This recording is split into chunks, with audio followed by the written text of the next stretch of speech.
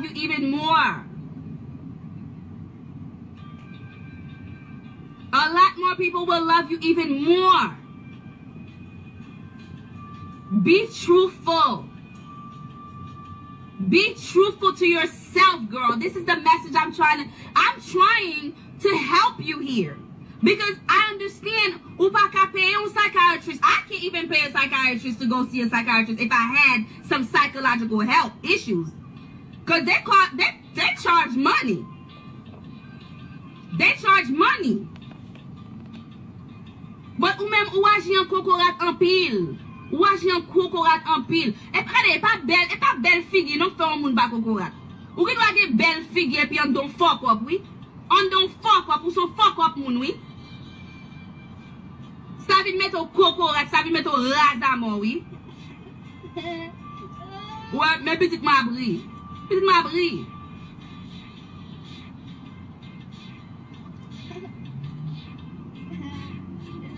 Ou son kokorat. Ou ki doit belle femme, belle peau, cheveux.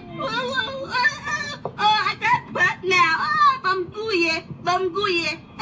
Kounya se gouye. Kounya se baissé, montre bunda pa derrière. Ou ki doit get tout bagay sa ou chè ou kokorat à mort. Moi même pas menti, moi so di ou moun sa la jodi, am di ou man se kokorat. Ou pa ka vin nan pop-up shop, to pou pran flyers pou ap bay fanatic ou flyers yo, ou ap charge flyers yo $5 chaque green flyers. Like what? Who does that? Ou charge chaque green moun pou flyer yo $5?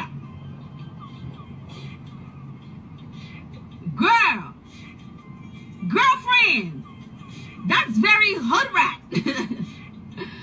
Oh, that's very hood rat. You charge your fans $5. Ou charge fanatic ou $5 pour un flyer qui gen photo la donne. Ou te supposé signer photo sa yo by tout fanatic ou. Gen des fois même là dans grand goût ou dans besoin comme ou obligé kembe, ou obligé sacrifier ou pour moun pa gado mal. Pour moun pa gado mal, ou obligé kembe oui. Et pas tout bagay pour faire nan figi moun non. $5 a flyer. $5 a flyer. I wasn't gonna buy them shit. I was not gonna buy that flyer. Anyways. I guess I'm about to jump on fanatic because I'm still. $5 a flyer. You charge your fans $5 for chaque green flyer. You ought to be ashamed of yourself. This is just beyond shame. Et ça faut ta bonne flyer, c'est parce que vous venez à 5 petits boîtes lipstick. Thank you. Vous venez avec 5 petits boîtes lipstick. Moun qui te dans pop-up shop ça connaît. Moun qui te paye pour flyer connaît, c'est vérité ma baille.